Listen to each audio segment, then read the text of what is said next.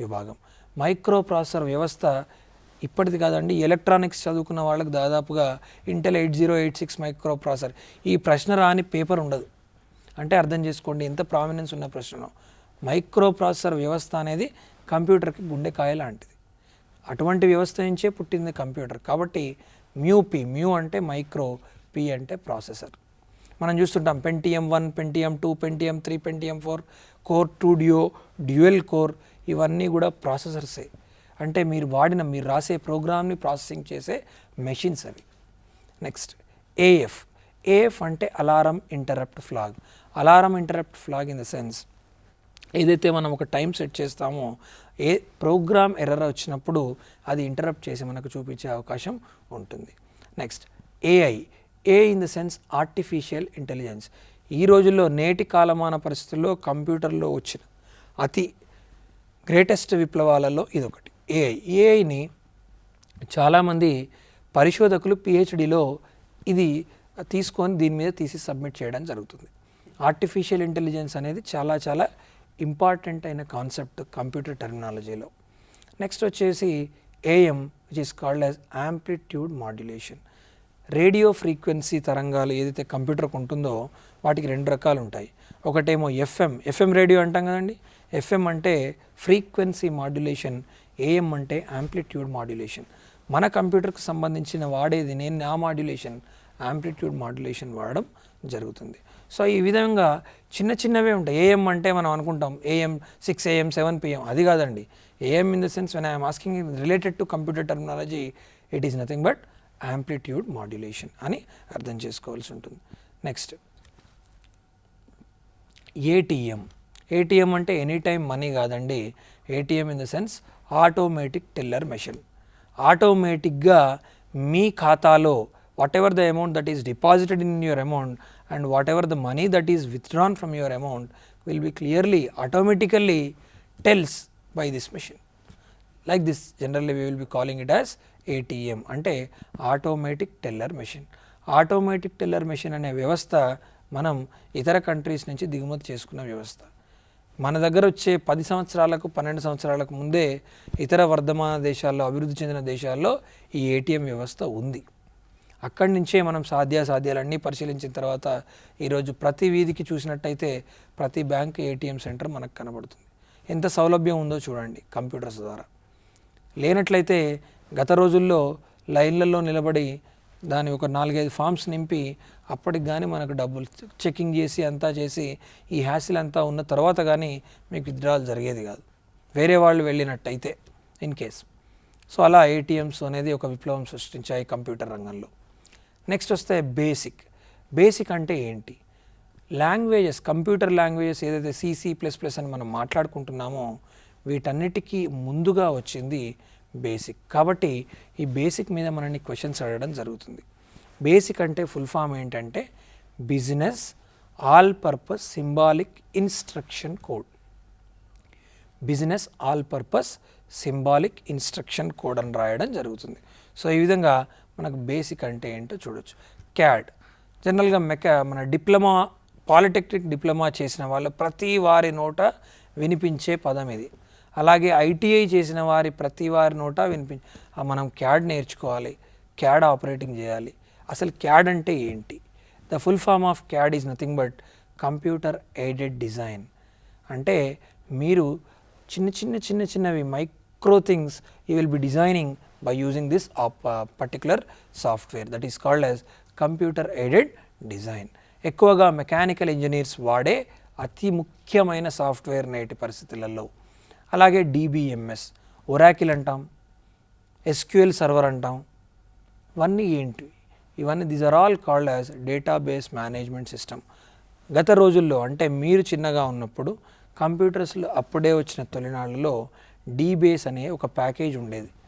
డీబేస్ ఆ డీబేస్లోనే జనరల్గా బ్యాంకింగ్స్ వాళ్ళు కూడా కంప్యూటరైజేషన్ చేసినప్పుడు ఈ డీబేస్ ఫాక్స్ ప్రో అంటే హాట్ కేక్ లాగా అమ్ముడుపోయాయి ఆ సాఫ్ట్వేర్లు.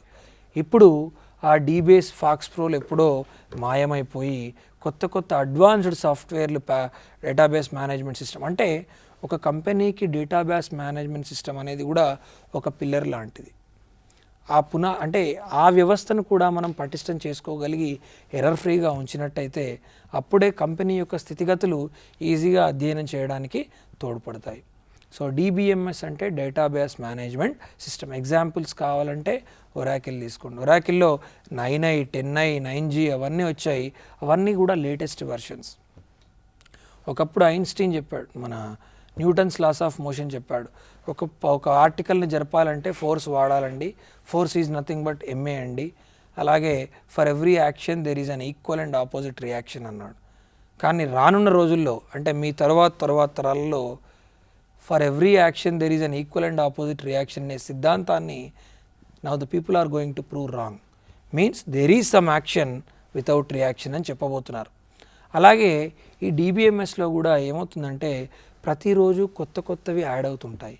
యాడ్ అవుతున్నప్పుడు పాత చింతకాయ పచ్చడని మనం పాత వాటిని పారేస్తుంటాం. అలాగే ప్రతి ఎన్హాన్స్మెంట్ని మనం నోట్ చేసుకొని ఉంటే ఓహో ఇప్పుడు ఆ సాఫ్ట్వేర్ గురించి మీరు నేర్చుకోకండి, కానీ ఈ సాఫ్ట్వేర్ మార్కెట్లోకి వచ్చింది అనేది అట్లీస్ట్ తెలుసుకునే అవసరం మన పైన ఉంది. So DBMS in the sense database management system.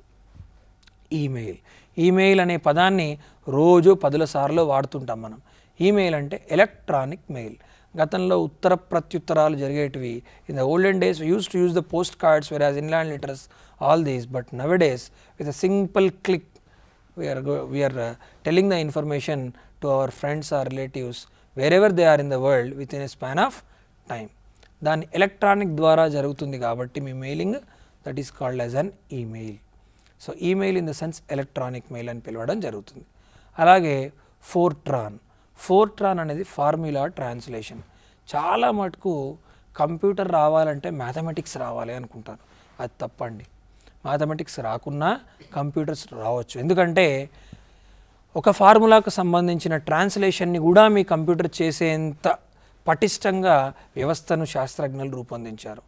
ఆ లాంగ్వేజ్ని మనం ఏమంటున్నాం, ఫోర్ట్రాన్ అంటున్నాం. అంటే మీకు ఆ ఫార్ములా తెలియదు కానీ దాన్ని వాడాలి. ఎలా వాడతాం, ఆ పర్టికులర్ కంటెంట్కి పోయి ఈ ఫార్ములా నాకు కావాలమ్మా ఇవ్వు అంటే నీ కంప్యూటర్ నీకు ఆ ఫార్ములా ప్రొవైడ్ చేస్తుంది. దాన్ని ఫోర్ట్రాన్ ఫార్ములా ట్రాన్స్లేషన్ లాంగ్వేజ్ అంటాం. ప్రతిదాన్ని మనకు ఓపెన్గా అంటే తెరిచిన విస్తరిగా పెట్టడం జరుగుతుంది కంప్యూటర్స్లో. కానీ దాన్ని మనం ప్రాపర్గా యూటిలైజ్ చేస్తేనే బాగుంటుంది. ఈ రోజుల్లో మనం చూస్తున్నాం సైబర్ క్రైమ్స్ పెరిగిపోతున్నాయి. అసలు గతంలో కంప్యూటర్సే లేనప్పుడు సైబర్ క్రైమ్ మాటే లేదు. ఈ రోజుల్లో హ్యాకింగ్ అంటున్నారు.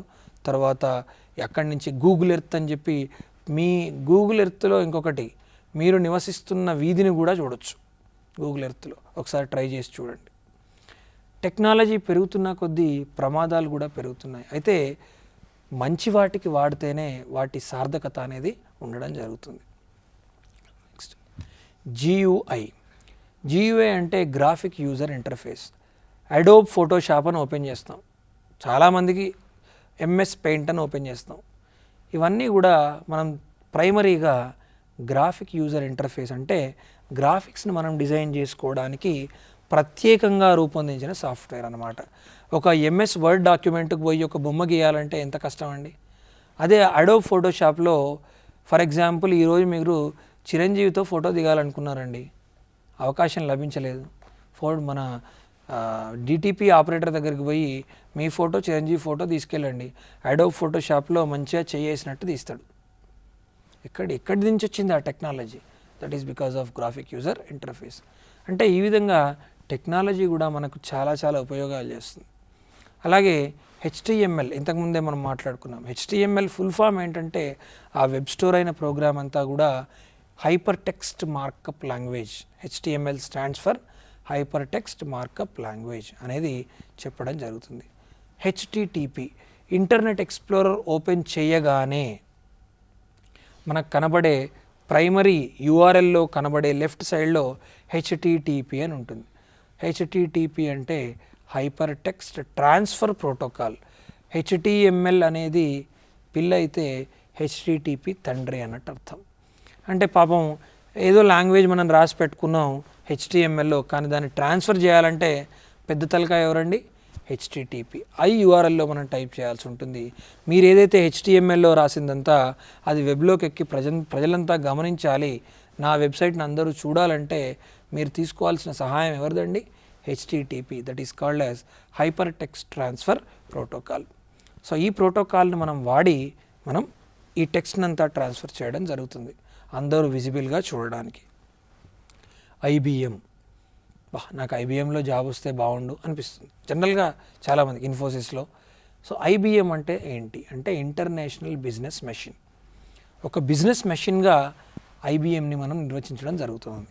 IBM stands for international business machine. Next JVM. JVM అంటే Java virtual machine.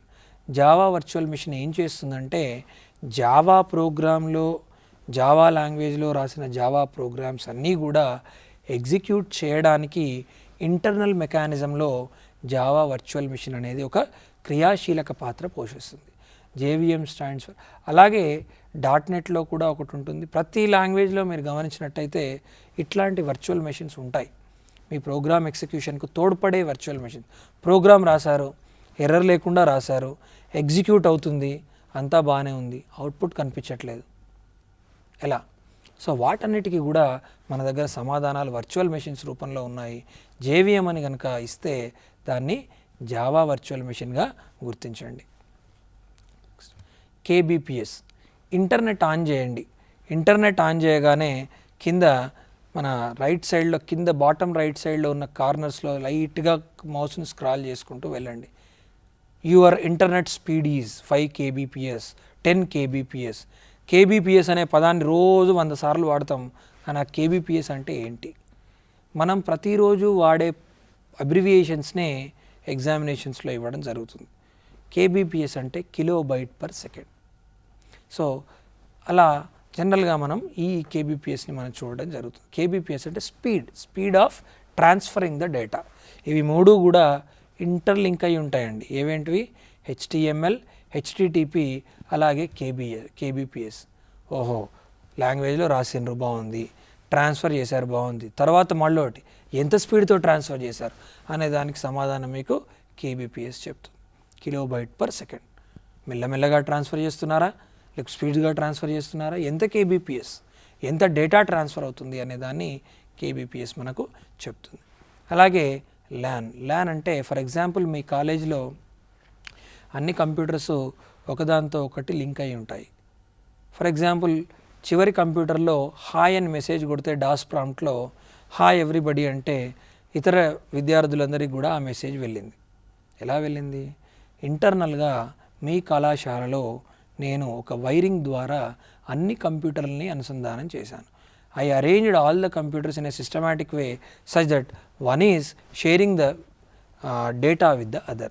That network నేను ఏమంటానంటే లోకల్ ఏరియా నెట్వర్క్ అంటాను. That is called as LAN. ఎందుకు ఒక్కొక్క అబ్రివియేషన్ వివరిస్తున్నానంటే ఈ ప్రతిరోజు మనం గమనిస్తూనే ఉంటాం కానీ ఇగ్నోర్ చేస్తుంటాం. సో వాటిపై ధ్యానం చేస్తే కంప్యూటర్స్లో ఏం జరుగుతుంది, ఫస్ట్ జనరేషన్ ఆఫ్ కంప్యూటర్స్ ఈ బట్టి పట్టడం కంటే ఈ రోజు జరిగే వాటిని కనుక మనం చూస్తే తప్పకుండా ఎగ్జామినేషన్స్లో అవే క్వశ్చన్స్ మనం చూడడం జరుగుతుంది. Metropolitan area network. Metropolitan area network అంటే మీరు ఇంట్లో కూర్చుంటారు, ఒక చిన్న పెన్ డ్రైవ్ లాంటిది పెడితే ఇంటర్నెట్ వస్తుంది. Tata photon plus, Reliance connect, ఇవన్నీ చూస్తుంటాం మనం అడ్వర్టైజ్మెంట్స్లో. ఇవన్నీ ఎలా సాధ్యమవుతుంది అంటే ఒక ఏరియాను కూడా కవర్ చేయడానికి సంబంధించిన నెట్వర్క్ని మ్యాన్ అంటాం. మ్యాన్ అంటే మెట్రోపాలిటన్ ఏరియా నెట్వర్క్. అలాగే ఎన్ఎన్ అంటాం. ఎన్ఎన్ అంటే Netscape navigator. Sir Netscape navigator ఏంటి, కొత్తగా ఉంది, నాకు తెలియట్లేదు. ఐ అంటే ఏంటండి? Internet explorer. ఇంటర్నెట్ ఎక్స్ప్లోరర్ని ఏమని పిలుస్తాం మనం? It is a browser. ఎందుకంటే అందులో మనం బ్రౌజ్ చేస్తాం కాబట్టి. ఇంటర్నెట్ ఎక్స్ప్లోరర్ లాంటి బ్రౌజరే నెట్స్కేప్ నావిగేటర్. మోజిల్లా ఫైర్ఫాక్స్, ఇటువంటివన్నీ కూడా బ్రౌజర్స్. అటువంటి బ్రౌజర్స్లో మరొక ఇంపార్టెంట్, ఇది మనం ఎక్కువగా వాడం కానీ విదేశాల్లో నెట్స్కేప్ నావిగేటర్ కూడా అత్యంత ప్రాధాన్యత ఉంది. ఇక్కడ మనం ఏమైనా మూస పద్ధతిలో ఇంటర్నెట్ ఎక్స్ప్లోరరే వాడడానికి ప్రయత్నిస్తాం కానీ ఇంటర్నెట్ ఎక్స్ప్లోరర్ కన్నా కూడా మంచి మంచి సాఫ్ట్వేర్స్ కూడా అందుబాటులో, మంచి మంచి బ్రౌజర్స్ కూడా అందుబాటులో ఉన్నాయి. సరే, ఓఎస్ అంటే ఏంటి? ఓఎస్ అంటే ఆపరేటింగ్ సిస్టమ్. సార్ విండోస్ అంటే ఏంటి? Windows is an operating system. Linux అంటారు. లైనెక్స్ అంటే ఏంటి? మీ కంప్యూటర్ను ఆపరేట్ చేయాలి అంటే ఒక సిస్టమ్ మీకు ఉండాలి. సో అటువంటి సిస్టాన్ని ఆపరేటింగ్ సిస్టమ్ అంటాం. Operating system is also a program where you can operate your computer in a various scenarios.